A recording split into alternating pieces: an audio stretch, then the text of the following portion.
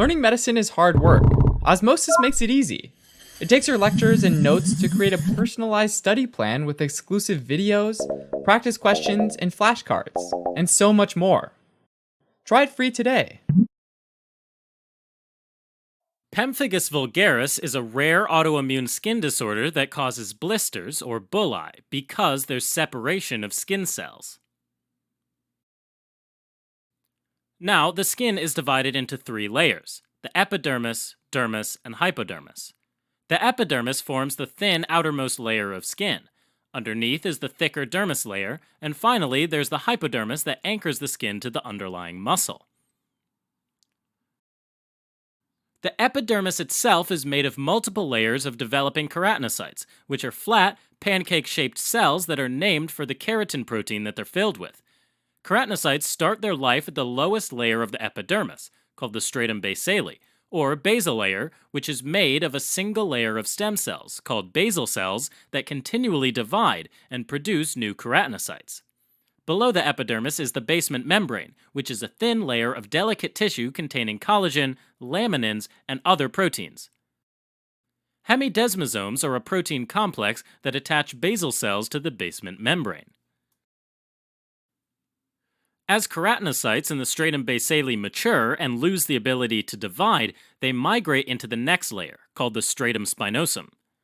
The next layer up is the stratum granulosum, then the stratum lucidum, and finally the stratum corneum. The cells of the epidermis are bound together by protein complexes called desmosomes, most of which are in the stratum spinosum. Similarly to how the skin lines the outside of the body, the mucosa lines the inside of the body, and it's named for the surface it covers. So there's the oral mucosa, nasal mucosa, bronchial mucosa, gastric mucosa, intestinal mucosa, and so forth. Mucosa is made up of one or more layers of epithelial cells that sit on top of a layer of connective tissue called lamina propria. Just like with the skin, the mucosal cells are attached to each other by protein complexes called desmosomes, and the basal cells are attached to the basal membrane by protein complexes called hemidesmosomes. Pemphigus vulgaris is a type 2 hypersensitivity reaction, which is when the immune system produces antibodies that bind to the body's own cells. More specifically, immune cells, called B cells, produce IgG antibodies that can bind to specific desmosome proteins, desmoglein 1 and 3. It's unclear what triggers this to happen, but it's thought that it happens in genetically predisposed people and gets triggered by something like a herpes virus infection or a medication, like captopril or certain antibiotics. Now, all the layers of the epidermis are rich in desmoglein 1 and 3, while mucosal cells predominantly have desmoglein 3. So, in individuals with IgG antibodies that bind to both desmoglein 1 and 3, a person develops mucocutaneous pemphigus vulgaris because it affects both the skin and the mucosa. But in individuals with IgG antibodies that only bind to desmoglein 3, a person develops mucosal pemphigus vulgaris because the mucosa is affected. But the skin isn't really affected, as there's enough desmoglein 1 to compensate for the loss. Now, when the IgG antibodies bind to desmogleins on the surface of cells, they trigger apoptosis, or programmed cell death. In that process, proteases get released, which are enzymes that break down the proteins that make up the desmosomes. The loss of desmosomes leads to acantholysis, which is the process of cells letting go of one another, and that directly leads to the formation of bulli, or blisters. Now, since hemidesmosomes aren't affected, basal cells remain anchored to the basement membrane, but separate from other cells of the epidermis, and that's called tombstoning. So, the bulli of pemphigus vulgaris are intraepidermal, meaning that they're within the epidermis, while the bulli of a similar disease, bullous pemphigoid, are subepidermal, meaning between the epidermis and dermis.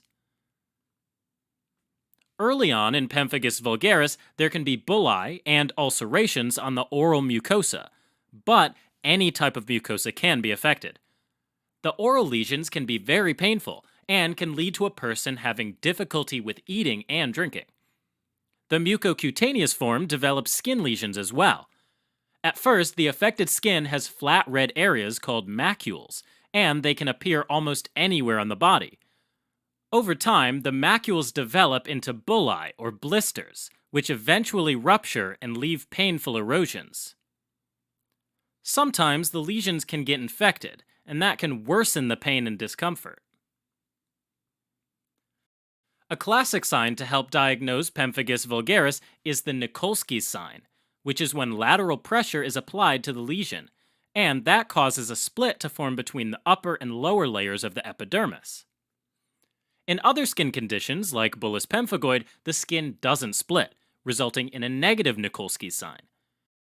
In addition, a skin biopsy can be used to look for signs of acantholysis and tombstoning. Finally, direct immunofluorescence can be used. That's where antibodies marked with fluorescent molecules are used to tag the autoreactive IgG antibodies, which are attacking the epidermal cells.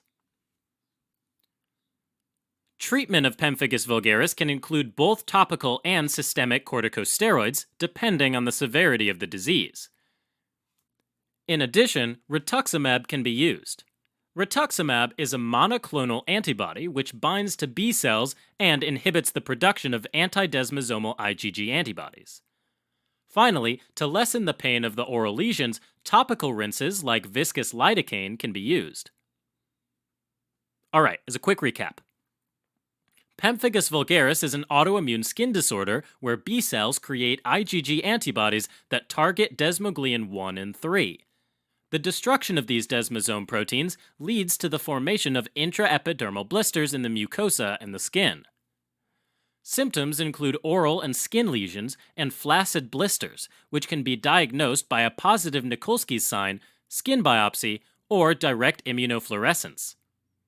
Topical and systemic corticosteroids and rituximab can be used to treat the disease.